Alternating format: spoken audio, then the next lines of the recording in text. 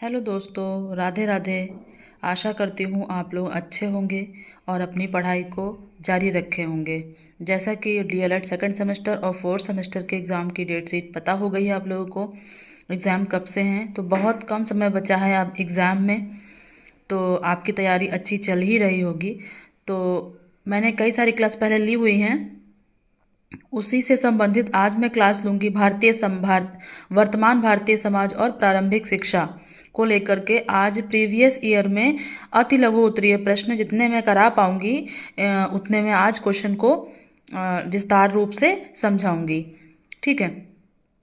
अगर आपको मेरा पढ़ाया हुआ अच्छा लग रहा हो तो आप मेरे चैनल पर जाकर के और वीडियोस मैंने बनाई हुई हैं उनको भी देख सकते हैं, आपको हेल्प मिलेगी उससे। ठीक है, चलिए तो समय को ना गवाते हुए अपने क्लास को शुरू करते हैं। पहला प्रश्न है, बनारस संस्कृत कॉलेज कब और किसके द्वारा प्रारंभ किया गया था? तो बनारस संस्कृत कॉलेज जोनायाल डंकन के प्रयासों से बनारस संस्कृत कॉलेज प्रारंभ किया गया था सन 1791 में। ठीक है, बनारस संस्कृत कॉलेज। फिर अगला प्रश्न है, मैकाले ने अपना विवरण पत्र कब प्रस्तुत किया था? तो मैकाले ने अपना विवरण पत्र 2 फरवरी 1835 को प्रस्तुत किया था। इनका पूरा नाम है लॉर्ड मैकाले। ठीक है। अगला प्रश्न है, वुड घोषणा पत्र के आधार पर कंपनी ने शिक्षा नीति कब घोषित की थी? तो वुड का घोषणा पत्र जो था वो कंपनी ने 19 जुलाई 1854 को अपनी शिक्षा नीति घोषित की थी। इसी दिन वुड का घोषणा पत्र भी पारित हुआ था या घोषित हुआ था। ठीक है। फिर अगला प्रश्न है, निरौपचारिक शिक्षा के विभिन्न साधनों में किस आयु वर्ग के लिए अधिक दबाव डाला गया? तो 11 से 14 वर्ष के बालकों के लिए निरौपचारिक शिक्षा में दबाव बनाया गया था। मतलब आधार एक निश्चित किया गया था कि इतने से इतने वर्ष के बालकों में निरौपचारिक शिक्षा के साधनों को बढ़ावा दिया जाएगा। फिर अगला प्रश्न आता है, इस कह सकते हैं पेपर में जो कथन है वो बहुत ज़्यादा पूछे जाते हैं, तो आप लोग कोशिश करिएगा इन कथनों को अच्छे से याद कर लीजिएगा जिसने दिया है उनके नाम के साथ। हैं क्या? प्लेटो हैं, रूसो हैं, महात्मा गांधी हैं, स्वामी विवेकानंद हैं, रविन्द्रनाथ टैगोर हैं।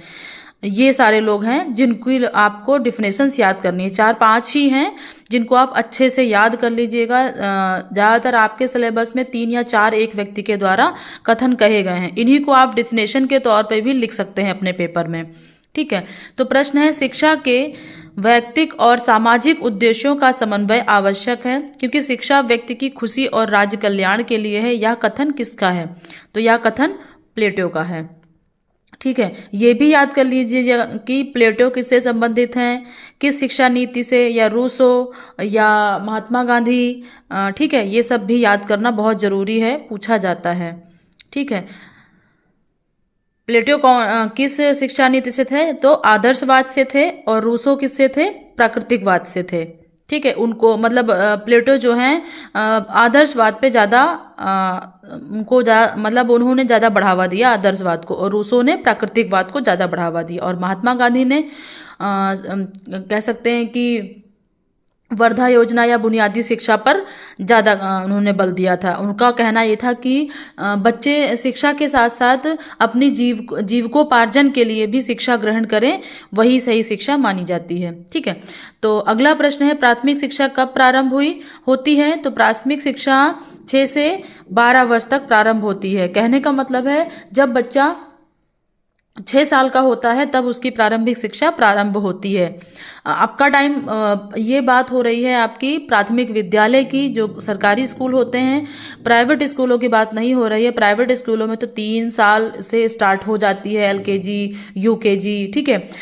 वैसे गवर्नमेंट स्कूलों में भी, सरकारी स्कूलों में भी बच्चे जाने लगता है 4 साल या 4.5-5 साल में आंगनबाड़ी में जाने लगता है, लेकिन उसमें शिक्षा किसी प्रकार की ग्रहण नहीं होती है। बच्चा बैठना उठना बैठना सीखता है। ठीक है, लेकिन प्राथमिक शिक्षा अगर आपसे पूछता है तो 6 से 12 वर्ष तक ही आप बताएंगे। फिर प्रश्न आता है, गांधी जी द्वारा प्रतिपादित शिक्षा की परिभाषा दीजिए। तो गांधी जी का शिक्षा से तात्पर्य था कि बालक और मनुष्य के शरीर, मस्तिष्क व आत्मा का उत्कृष्ट विकास होना ही शिक्षा है। उनका मानना था कि बालक का सर्वांगीण विकास होना ही शिक्षा है। मतलब मनुष्य का शरीर, मस्तिष्क व आत्मा का विकास अगर अच्छे से होता है तो बच्चों को शिक्षा अच्छी मिल रही है। ठीक है। फिर अगला प्रश्न आता है हमारा कि शिक्षा त्रिमुखी प्रक्रिया है, इस कथन की व्याख्या कीजिए। ये प्रश्न इम्पॉर्टेंट भी है और इसी से रिलेटेड एक और प्रश्न है कि शिक्षा द्विमुखी प्रक्रिया किसने दी थी शिक्षा की, और त्रिमुखी प्रक्रिया किसने दी थी। तो आप याद कर लीजिए कि द्विमुखी प्रक्रिया जो थी वो एडम्स ने दी थी, और जो त्रिमुखी प्रक्रिया है वो जॉन डेवी ने दी थी। इसमें अंतर क्या है कि जो द्विमुखी प्रक्रिया थी वो एडम स्मिथ ने दी थी, उन्होंने सिर्फ महत्व दिया था शिक्षक और बालक को, मतलब जो पढ़ने वाला और पढ़ाने वाला, उसके अलावा उन्होंने किसी को महत्व नहीं दिया था। इन दो बिंदुओं पर ही उन्होंने शिक्षा को निर्धारित किया था। लेकिन जब त्रिमुखी प्रक्रिया आई शिक्षा की, जब जॉन डेवी ने अपना मत रखा तो उन्होंने कहा कि बालक और शिक्षक और पाठ्यक्रम, इन तीन पाठों से मिलकर के आधार बनेगा शिक्षा का। एक पढ़ने वाला होना चाहिए, एक पढ़ाने वाला होना चाहिए, और किसके द्वारा क्या माध्यम होना चाहिए पढ़ने का वो भी होना चाहिए। तो उन्होंने शिक्षक, बालक और पाठ्यक्रम को उचित स्थान दिया शिक्षा में। तो वही है कि शिक्षा त्रिमुखी प्रक्रिया है, इस कथन को व्याख्या कीजिए। तो जॉन डेवी का मानना है कि शिक्षा प्रक्रिया में शिक्षक अपने शिक्षार्थियों को निश्चित रूप समय में, निश्चित विधि से, निश्चित विषय वस्तु को निश्चित स्थान पर प्रदान करता है। इसलिए शिक्षक शिक्षार्थी के साथ ही निश्चित पाठ्यक्रम का होना भी आवश्यक है। जिस तरह आज आप देख रहे हैं कि पाठ्यक्रम का होना बहुत इंपॉर्टेंट है। अगर करिकुलम नहीं होगा, पाठ्यक्रम नहीं होगा, तो हम किस आधार पे बच्चे को शिक्षा दे पाएंगे। ठीक है, तो मोस्ट इम्पॉर्टेंट कह लें आधार, हमारा अंग है शिक्षा का पाठ्यक्रम। शिक्षक और शिक्षार्थी थे ही, लेकिन पाठ्यक्रम को आधार माना त्रिमुखी प्रक्रिया में जॉन डेवी ने। ठीक है, फिर प्रश्न आता है औपचारिक शिक्षा किसे कहते हैं। तो औपचारिक शिक्षा कह देंगे कि फॉर्मल और इनफॉर्मल शिक्षा, मतलब औपचारिक और अनौपचारिक शिक्षा। इंग्लिश में पेपर नहीं आता है, थोड़ा सा जो इंग्लिश मीडियम बच्चे पढ़े होते हैं उनको बहुत दिक्कत होती है, लेकिन थोड़ा बहुत अगर आप रिलेट करके पढ़ेंगे, जैसे औपचारिक है तो फॉर्मल, मतलब याद करने के लिए आप बहुत अच्छे से याद कर सकते हैं। अगर इंग्लिश के टर्म्स लेकर चलेंगे पढ़ने में तो अच्छे से याद कर लेंगे। जैसे मैं अपने टाइम पर इंग्लिश के टर्म्स लेकर ही पढ़ी हूँ, जिससे मुझे आसानी से याद हो जाता था। ठीक है, तो वही चीज़ है औपचारिक शिक्षा और अनौपचारिक शिक्षा, ये दोनों इंपॉर्टेंट प्रश्न हैं, इसलिए मैं एक ही जगह बता दूंगी आपको कि औपचारिक शिक्षा क्या होती है। ऐसी शिक्षा होती है औपचारिक शिक्षा जिसमें शिक्षा का स्थान, शिक्षा का समय, शिक्षा लेने वाला या शिक्षा देने वाला या पाठ्यक्रम पहले से निर्धारित होता है। मतलब इतने समय से इतने समय तक हमारा शिक्षा लेने का जगह या समय या स्थान या अध्यापक विधि सब निर्धारित होती है। वही अनौपचारिक शिक्षा में ना ही स्थान निर्धारित होता है, ना समय निर्धारित होता है, ना ही कोई पाठ्यक्रम निर्धारित होता है। वो अपने आप से ही पढ़ते हैं, उनको पढ़ाने वाला शिक्षक भी बहुत ज़्यादा इम्पॉर्टेंट नहीं होता है। तो दोनों में अंतर यह है कि औपचारिक शिक्षा एक फॉर्मल रूप से होती है, जैसे विद्यालयों में कराई जाती है, स्कूलों में, विश्वविद्यालयों में, और अनौपचारिक शिक्षा होती है किसी भी स्थान पर आप अपनी पढ़ाई को स्टार्ट करने लगते हैं। जैसे मान लीजिए ट्यूशन कह सकते हैं, जो लोग ट्यूशन पढ़ाते हैं आजकल, ट्यूशन भी एक निर्धारित होता है कि हाँ इस जगह पर, लेकिन जैसे मान लेते हैं कि आपने एडमिशन ले लिया किसी क्लास में, बीए या फिर ग्रेजुएशन में, और अपने आप से पढ़ रहे हैं, स्कूल नहीं जा रहे हैं, उसे हम कहते हैं अनौपचारिक शिक्षा। फिर आता है परिवार में बच्चे को मुख्य रूप से किस विधि द्वारा शिक्षा दी जाती है। तो अनौपचारिक, क्योंकि जब बच्चा छोटा होता है, परिवार में होता है, स्कूल नहीं जाता है, तो उसको घर पर ही शिक्षा दी जाती है, तो उसे हम अनौपचारिक शिक्षा कहेंगे, जिसमें कोई स्थान नहीं, कोई प्लेस नहीं, कोई मतलब कोई निर्धारित समय नहीं, कोई पाठ्यक्रम नहीं। जो माता पिता उनको सिखाते हैं संस्कार या पढ़ना, छोटा बड़ा, स्टार्टिंग में बच्चा घर से ही सीख कर आता है सारी चीज़ें, बस स्कूल में उसे अच्छे तरीके से सिखाया जाता है, तो वही शिक्षा है अनौपचारिक शिक्षा। फिर प्रयोजनवादी शिक्षा के दो उद्देश्य लिखिए। प्रयोजनवाद क्या कहलाएगा आपका? प्रोजेक्ट मेथड, आप कह सकते हैं कि प्रोजेक्ट मेथड, हिंदी में कहेंगे प्रयोजन करके, तो वही चीज पूछ रहा है इसमें।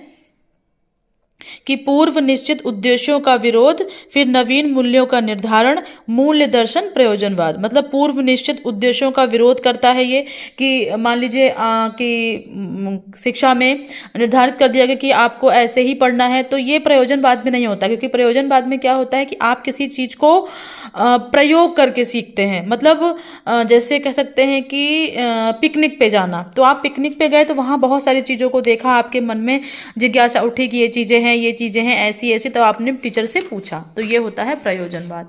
फिर बुनियादी शिक्षा के जन्मदाता कौन है, मैंने अभी बताया, महात्मा गांधी।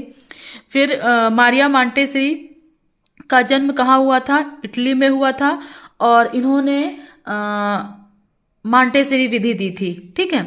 फिर समाज की एक उपयुक्त परिभाषा लिखिए। समाज की एक उपयुक्त परिभाषा आप अगर किसी ऑथर के अनुसार या कोई राइटर के अनुसार लिखेंगे तो अच्छा इम्पैक्ट पड़ता है, अदरवाइज अगर नहीं याद आता है वहाँ पर तो आप डायरेक्ट ऐसे भी लिख सकते हैं। समाज सिंपल सा अगर आप समझेंगे शब्दों को, तो जहाँ पर हम अपना जीवन यापन करते हैं, जिस लोगों में रह करके, उसे हम समाज कहते हैं।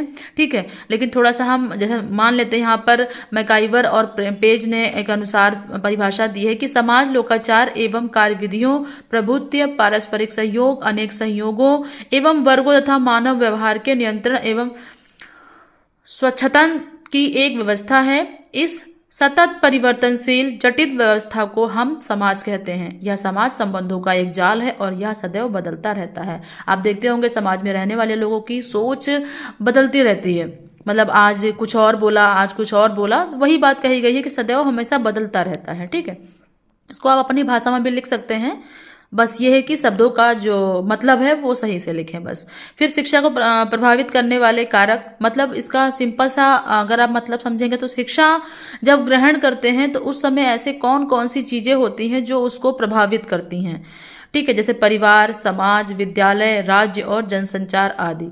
ठीक है। फिर है शिक्षा के सार्वभौमिकरण से क्या आशय है। सार्वभौमिकरण का मतलब समझ लीजिए कि शिक्षा में सभी चीजों को आ जाना। जैसे लोकतंत्र में जाति, धर्म का रंग, भेदभाव का स्तर आदि का भेदभाव बिना किए सभी को अपने व्यक्तित्व का पूर्ण विकास करने के लिए समान अवसर प्रदान किए जाने चाहिए। इसी बात को कहते हैं सार्वभौमिकरण। मतलब सभी को सारी चीजें मिलनी चाहिए। अगर समाज में वो व्यक्ति रहता है, भारत का रहने वाला है, तो उसे सारी चीजों को ग्रहण करने, शिक्षा में शिक्षा सभी के साथ ग्रहण करने का अधिकार होता है। ठीक है। फिर आता है बाल श्रम। बाल श्रम का मतलब ही समझ में आ रहा होगा, जो 18 साल से नीचे होते हैं बच्चे, उनसे बाल श्रम का विषय क्या है कि बाल श्रम का स्वरूप हमें प्रत्येक शहर तथा प्रत्येक स्थान पर देखने को मिलता है। जैसे हम लोग जैसे ढाबे आबे नहीं होते हैं, वहाँ आप जाइए तो देखिए कि छोटे छोटे बच्चे होते हैं, वो काम कर रहे होते हैं, जैसे प्लेट का धोना, प्लेट का उठाना, खाना देना। और जैसे आप चले जाइए मोटरसाइकिल जहाँ बनती हैं, साइकिल पंचर, या फिर वहाँ पर देखिए आप बहुत कम एज के लड़के होते हैं और वो काम कर रहे होते हैं, उसे ही हम कहते हैं बाल श्रम। तो इसमें एग्जाम्पल भी दे रखा है, देखिए साइकिल और स्कूटर रिपेयर करने की दुकानों पर अधिकतर बालक कार्य करते हैं और चाय और रेस्टोरेंट में बालक चाय देते हैं। तो यही सब है बाल श्रम। ये एक, इससे क्या अभिप्राय है कि जो दुकानों पे काम करते हैं, मतलब बाल श्रम क्या है, प्रत्येक स्थान पर देखने को मिलता है आजकल। इसके लिए हमें कहना चाहिए कि हाँ ये नहीं होना चाहिए, इसीलिए हमारे देश में इस चीज़ को रोक लगाई गई है। फिर है जनसंख्या शिक्षा से परिभाषित कीजिए। जनसंख्या शिक्षा एक ऐसी शिक्षा है जो एक ऐसा प्रयास है जिसके द्वारा विभिन्न वर्गों, विशेषकर छात्र छात्राओं को विश्व में परिप्रेक्ष्य में देश, प्रदेश तथा क्षेत्र की जनसंख्या स्थिति, पर्यावरण के पारस्परिक संबंधों, जनसंख्या वृद्धि के आर्थिक व सामाजिक विकासों इत्यादि की जानकारी दी जाती है। जनसंख्या शिक्षा का मतलब क्या है कि हमारे देश में बढ़ती जनसंख्या पर जागरूकता फैलाने के लिए विद्यालयों में इस चीज़ की शिक्षा दी जाती है। खासकर अगर इस मतलब जनसंख्या शिक्षा का अगर हम बढ़ावा करेंगे तो विद्यालयों से हो सकता है, अदरवाइज तो कहीं से भी नहीं हो सकता है। तो इसमें मोस्ट इम्पॉर्टेंट भाग होता है शिक्षक का। शिक्षक बच्चों को पढ़ाता है और बच्चे जो हैं इस चीज़ को आगे तक पहुंचाते हैं। ठीक है। फिर वायु प्रदूषण के मूल रूप कितने स्रोत माने जाते हैं, तो धूल, आंधी, तूफान, ये सब वायु प्रदूषण में आते हैं। फिर जल संचयन, मतलब जल को बचाना, इसका मतलब जल संचयन होता है। तो भारत में जल का प्रमुख प्रयोग सिंचाई के लिए किया जाता है। सिंचाई द्वारा देश में न केवल कृषि में ही वृद्धि हुई है बल्कि भूमि की उत्पादकता में भी वृद्धि हुई है। इस प्रकार खाद्यान्न में के उत्पादन में भारी मात्रा में जल की आवश्यकता होती है। इसके अतिरिक्त घरेलू और औद्योगिक कार्यों के लिए भी विशाल मात्रा में जल की आवश्यकता होती है। इसलिए जल को बचाना यानी व्यर्थ खर्च नहीं करना, यही जल संरक्षण कहलाता है। कहने का मतलब है जल संरक्षण कि हम जल को किस तरीके से संचयन कर सकते हैं, बचा सकते हैं, वो चीज़ आपको ध्यान रखनी है। आवश्यकता जल की बहुत चीज़ों में होती है। मानव जीवन जल पे ही डिपेंड है, ठीक है। जल के बिना तो कुछ भी नहीं है, तो कह सकते हैं कि हम जितना यूज़ हो उतना ही करें। फिर आता है प्रश्न, जनसंचार के यंत्रोत्तर साधनों के नाम लिखिए। तो समाचार पत्र और पत्रिकाएं। जनसंचार का मतलब होता है न्यूज़, कह सकते हैं कि मतलब जनता की बातों विचारों को इधर मतलब लोगों तक पहुंचाना। तो हम समाचार पत्र के द्वारा पहुंचा सकते हैं, पत्रिकाओं द्वारा पहुंचा सकते हैं, यही शब्द है, ठीक है। फिर अगला प्रश्न देखिए, रिपीटेड आ गया है कि बुनियादी शिक्षा के जनक महात्मा गांधी हैं, ठीक है। फिर एनसीटीई से संबंधित उत्तर प्रदेश का कार्य कहाँ पर किया जाता है? तो दिल्ली में करा जाता है। फिर ग्राम शिक्षा समिति के अध्यक्ष ग्राम प्रधान होते हैं। बुनियादी शिक्षा महात्मा गांधी ने दी है क्या ये? इस शिक्षा में मस्तिष्क, शरीर, आत्मा तीनों का विकास होता है। जब तक शिक्षा द्वारा इन तीनों शक्तियों का सामंजस्य युक्त विकास नहीं होगा तब तक इसका कोई मूल्य नहीं है। महात्मा गांधी ने सिर्फ शिक्षा में व्यक्ति के मस्तिष्क, शरीर और आत्मा का विकास को ही शिक्षा मानी है, ठीक है। तो मैं अपने वीडियो को आज यहीं पर मतलब एंड करूंगी क्योंकि बहुत लंबा वीडियो हो रहा है। आशा करती हूँ आपको अच्छा लगा होगा, तो मेरे चैनल को सब्सक्राइब कर लीजिएगा, एक लाइक कर दीजिएगा और इस वीडियो को अपने दोस्तों में शेयर कर दीजिएगा।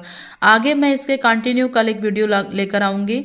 तो अगर आपको लगता है कि मेरा पढ़ाया हुआ आपको थोड़ा भी हेल्प दे रहा हो तो प्लीज़ आप उसको पढ़ लीजिए, क्योंकि समय रहते चीज़ें मिल जाती हैं तो अच्छा होता है। यहाँ वहाँ ढूंढ रहे होंगे, नहीं मिल रहा होगा, थोड़ा सा हेल्प मिल जाती है, ठीक है। अगर अच्छा लगा हो तो प्लीज़ सब्सक्राइब कर लीजिएगा और वीडियो को शेयर ज़रूर कर दीजिएगा अपने दोस्तों में। कुछ लोग ऐसे होते हैं